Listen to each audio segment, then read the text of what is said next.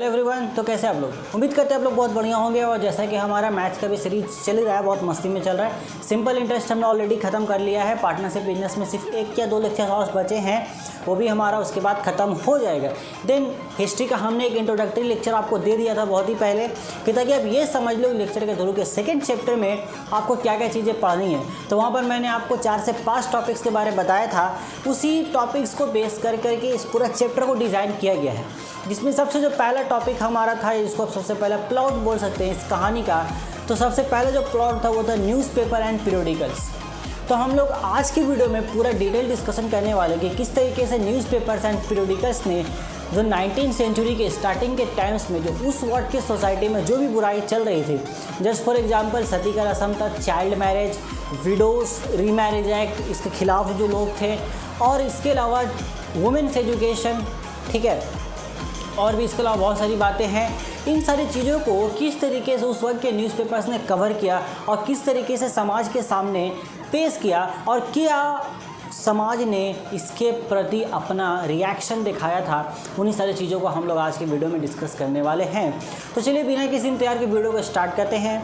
मेरा नाम है आमिर और आप सभी का फिर से स्वागत है मेरे यूट्यूब चैनल मॉडर्न पढ़ाई पे। तो जैसा कि हमारा आज का वीडियो का जो प्लॉट है वो है न्यूज़पेपर एंड पीरियोडिकल्स। तो सबसे पहले डिस्कस ये कर लेते हैं कि इसमें हम क्या क्या करेंगे। इसको भी अंदर हम कैटेगरी बांट लेते हैं। सबसे पहले हमारे पास यहाँ कुछ बहुत फेमस न्यूज़पेपर्स के नाम है, 5 या 6। उन सारे फेमस न्यूज़पेपर्स के बारे में आपको कुछ डिटेल्स मालूम होने चाहिए, जैसे कि उन न्यूज़पेपर्स को कब इस्टेब्लिश किया गया और वो न्यूज़पेपर्स कब शुरू हुए कब ख़त्म हुए, ये आपको मालूम होना चाहिए। दूसरा, उनको किसने इस्टेब्लिश किया। तीसरा बात, उनके एडिटर कौन थे। चौथा बात, वो वीकली न्यूज़पेपर्स थे कि मंथली थे या फिर वो डेली रिलीज़ हुआ करते थे। ये बेसिक्स कुछ 4 या 5 पॉइंट्स है जो कुछ फेमस न्यूज़पेपर्स उनके बारे में आपको मालूम होना चाहिए।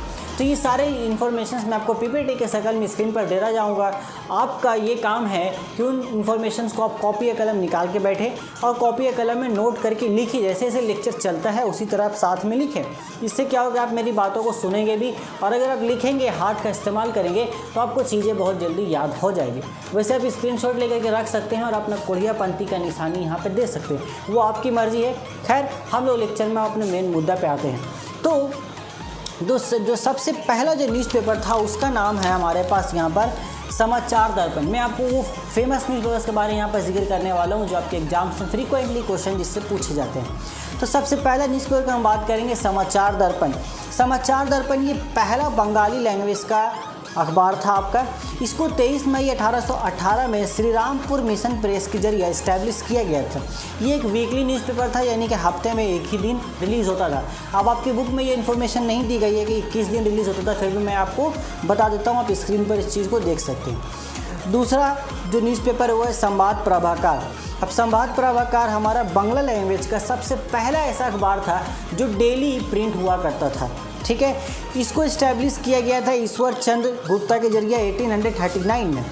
तीसरा न्यूज़पेपर के बारे में बात करते हैं तत्ताबोधनी। इसमें बहुत छोटा सा इन्फॉर्मेशन है, इसमें बस इतना ही इन्फॉर्मेशन है कि अक्षय कुमार दत्त ने 1843 में तत्ताबोधनी अखबार को इस्टेब्लिश किया था। बस इसके ज़्यादा आपको कुछ इसमें नहीं याद रखना है। और भी बहुत सारे न्यूज़पेपर्स हैं जो फेमस है, जैसे कि समाचार चंद्रिका, बंगादूत, मास्क, सोम प्रकाश एंड बम्बाबोधनी पत्रिका। तो इन सारे न्यूज़पेपर्स का नाम आप याद रखोगे, ठीक है। आपको ज़रूरी है याद रखना, कहीं कहीं यूज़ होगा। जैसे जैसे लेक्चर आगे बढ़ेंगे मैं आपको यूज़ बताता चलूँगा। तो बम्बाबोधनी पत्रिका ये एक ऐसा न्यूज़पेपर है जिसमें डिटेल क्वेश्चन आपसे पूछा जाता है। आप अगर प्रीवियस ईयर क्वेश्चंस देखोगे तो आपको पता चलेगा कि यहाँ से डायरेक्टली सवाल पूछा जाता है कि हाउ बम्बाबोधनी पत्रिका reflect society issues on that time. किस तरीके से उन्होंने रिफ्लेक्ट किया था सोसाइटी के इशूज़, या फिर किस तरीके से उन्होंने वुमेन्स एजुकेशन को प्रमोट किया था, या चाइल्ड मैरिज के अगेंस्ट उन्होंने किस तरीके से प्रोटेस्ट किया था। ये सारे सवाल ये डिटेल में पूछ लेते हैं। तो जब पूछते हैं तो इसके बारे में हम डिटेल में ही चर्चा करते हैं। बम्बाबोधनी पत्रिका की हेडिंग में एक स्लोगन छप के आता था। बम्बाबोधनी पत्रिका के हेडिंग में स्लोगन छप के आता था ये कि लड़कियों को तालीम से रास्ता करो। स्लोगन कुछ ये था, पूरा डिटेल में आप देख सकते हैं। मैं उसका मीनिंग बताता हूँ। उसका मीनिंग यही था कि बेसिकली वो इस स्लोगन के थ्रू ये मैसेज देना चाहते थे कि लड़कियों को अच्छी खासी परवरिश दी जाए और उन्हें इल्म से रास्ता किया जाए, यानी कि उन्हें एजुकेशन प्रोवाइड किया जाए जितना उनका हक है। ये उनका मेन मुद्दा था। देन इसके बाद फॉर डिटेल हम जानते हैं कि ये जो बमबोधनी पत्रिका है इन्हें प्रिंट, ये बांग्ला लैंग्वेज में प्रिंट होता था और साथ में संस्कृत लैंग्वेज में भी प्रिंट होता था। इसको इस्टेब्लिश किया गया था हमारे 1863 में, ठीक है। और ये एक मंथली न्यूज़पेपर था, यानी कि स्टार्टिंग में ये सिर्फ महीना में एक बार ही प्रिंट हुआ करता था। देन उमेश चंद्र दत्त इसके एडिटर थे, ठीक है। यहाँ तक ये हुआ इनकी बेसिक्स बातें।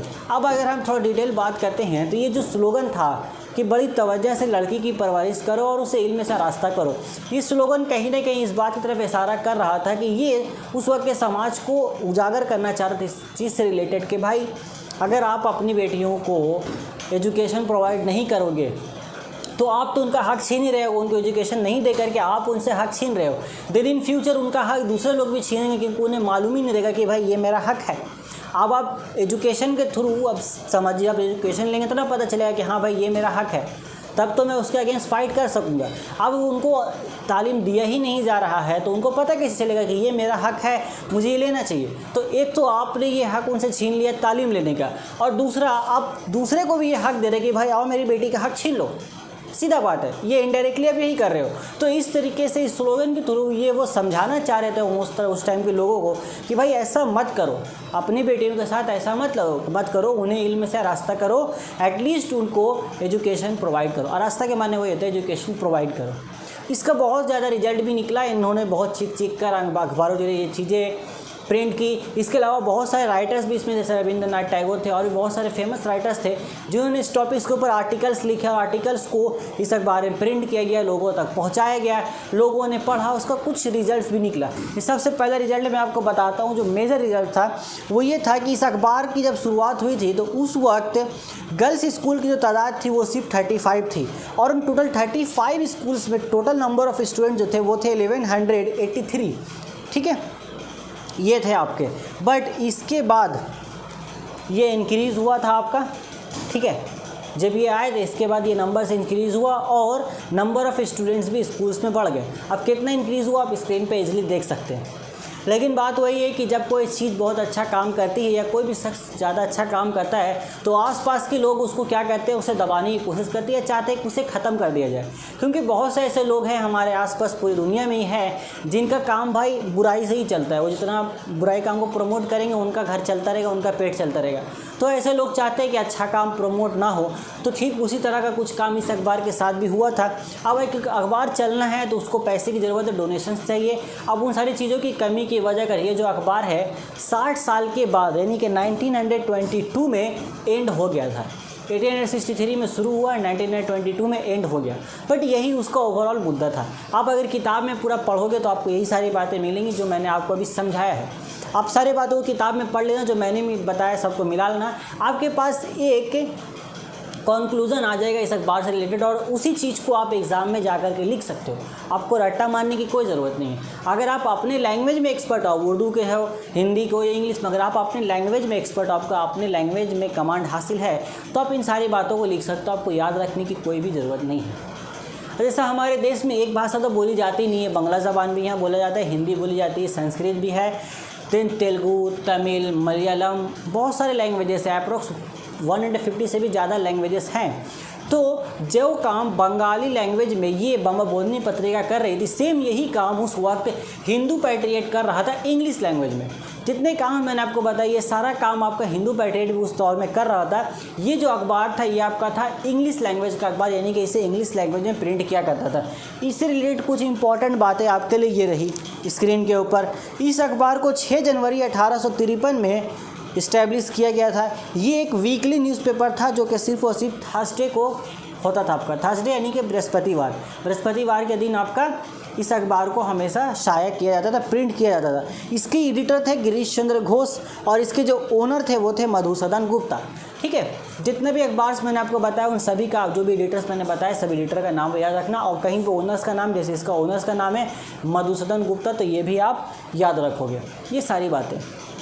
ठीक है, तो हिंदू पैट्रियट वही उन्हीं सारे टॉपिक्स पे अपना आर्टिकल्स प्रिंट किया करते थे कि चाइल्ड मैरिज को रोका जाए, सती की रस्म ख़त्म किया जाए, देन इसके अलावा विडोज़ री मैरिज एक्ट हो, यानी कि विडोज़ को दूसरी शादी करने की परमिशन मिलनी चाहिए, यही सारी बातें थी। और वुमेन्स एजुकेशन ये भी था हमारा मेन मुद्दा। ठीक ठीक है। और इसमें विद्यासागर का नाम भी आया था, उसके बारे में हम लोग आगे चल के और डिटेल में बात करेंगे। तो यही सारा मेन टॉपिक था, आपका मेन मुद्दा, और इसमें कुछ नहीं था। अब इन्हीं सब चीज़ों के साइड को अगर हम रखें, इन्हीं सब चीज़ों को अगर हम साइड में रखें, तो यहाँ पर एक और बात आता है। ये सारी चीज़ें तो अखबार कर ही रहते हैं उस वक्त के, बट जो रिलीजियस फीलिंग्स होती हैं, अब रिलीजियस जो है, रिलीजन्स हर इंसान के करीब होता है, वो चाहे किसी भी रिलीजन से बिलोंग करे, वो उस रिलीजन से जुड़ा रहता है, और जो रिलीजन्स वो सिखाती है वो फीलिंग्स के थ्रू कहीं ना कहीं उसके अंदर अटैच्ड होती है। तो अगर रिलीजियस के थ्रू किसी इंसान को हर्ट किया जाए तो वो इंसान काफ़ी जल्दी हर्ट होता है।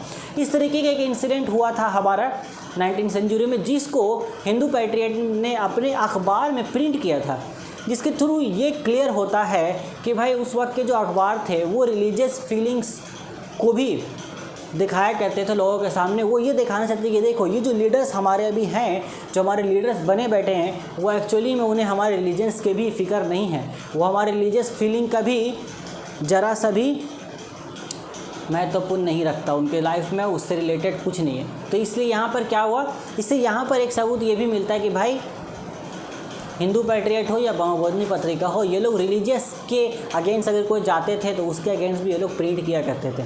अब वो इंसिडेंट यहाँ पे मैं डिटेल में डिस्कस नहीं कर रहा हूँ, उसका रीज़न सिंपल है कि उससे रिलेटेड आपका यहाँ पे सवाल नहीं बनने वाला है, ठीक है। सवाल ऐसा आपका बन सकता है कि क्या पीरियोडिकल्स और न्यूज़पेपर रिलीजियस फीलिंग्स को सपोर्ट करते थे, तो हाँ सिंपली वो करते थे, आपका आंसर बस इतना होना चाहिए। इन्हीं सब के टाइम के बीच जब ये सारी चीज़ें चल रही थी तो साइड बाय साइड जो अंग्रेज़ थे उन्होंने कहीं ना कहीं अपना नया एजुकेशन सिस्टम इंट्रोड्यूस कर दिया था। इसके बारे में डिटेल में हम अगले लेक्चर में बात करेंगे। तो जब इंग्लिश एजुकेशन इंट्रोड्यूस हो गया तो जो बंगाली तबका थे हायर लेवल के पहले, उन्होंने बहुत जल्दी इंग्लिश एजुकेशन सिस्टम को अडॉप्ट कर लिया और वो इंग्लिश बोलने लगे और वहाँ जॉब वगैरह कर रहे थे। बट जैसा कि आज के टाइम पे भी आप देखते होंगे कि आज के टाइम पे बहुत लोग क्या होते हैं कि इंग्लिश बोलने के चक्कर में मतलब उन्हें ऐसा लगता है कि इंग्लिश बोले तो वो बहुत कूल है, हालांकि वो है नहीं, ऐसे वो भगवाचरण है, बट उन्हें लगता है कि हम बहुत कूल हैं, ठीक है, ऐसे है नहीं, वो सिंपल बात है। तो इसके चक्कर में क्या होता है कि कहीं ना कहीं वो मजाक बन के रह जाते हैं किसी दूसरे के सामने में। जैसे आप देख सकते हो अभी यूनिकनेस क्रिएट करने के चक्कर में लोग ऐसी ऐसी हरकतें कर रहे हैं जिसका क्या बोल सकते हैं, मेरे पास अल्फाज है नहीं, आप देख सकते हैं, खुद देख सकते हैं स्क्रीन पे, मैं आपको 2-3 नमूना दिखा सकता हूँ। तो उस वक्त के टाइम पे भी ऐसा कुछ हो रहा था कि लोग क्या कर रहे थे, वो इंग्लिश लैंग्वेज को या इंग्लिश कल्चर को इतना ज़्यादा कॉपी करने लगे थे कि उस वक्त के लोग ऐसे लोगों को क्या बोल रहे थे, बाबू साहब करके बुला रहे थे। अब जब भी इस तरीके का चीज़ हमारे समाज में होता है तो हमारे समाज में राइटर्स हैं, वो क्या करते हैं, इन सारी चीज़ों को अपनी राइटर के अंदाज में यानी कि अपने लिखित रूप में उस चीज़ों को समाज के सामने पेश करते हैं और वो भी बिल्कुल मजाहिया अंदाज में पेश करते हैं। तो इसी तरह की कुछ चीज़ उस दौर में पेश आया था। काली प्रसन्ना सिन्हा ने किताब लिखी थी हुतुम पंचार नक्शा, जिसके माने होता है उल्लू की कहानी। ये 40 पेज की पूरी एक किताब थी जिसमें उन्होंने बाबू कल्चर से रिलेटेड पूरा बात डिस्कस किया था और सिंपली हम बोल सकते तो बाबू कल्चर को उन्होंने क्रिटिसाइज़ किया था और उसका मजाक बनाया था। तो इसके बारे में हम डिटेल अपना डिस्कस करेंगे अपने अगले लेक्चर में। मुझे उम्मीद है कि ये लेक्चर आपको पूरा शुरू से लेकर एंड तक क्लियर हुआ होगा। जो क्वेश्चंस आपके बनते मैंने बोल दिया है। आपसे डिटेल में क्वेश्चन आएगा बमोबोधनी पत्रिका, एक डिटेल में क्वेश्चन आता है हिंदू पैट्रियट का, ये डिटेल क्वेश्चन से, और जो शॉर्ट क्वेश्चन जो बनते वही मैंने आपको बता दिया।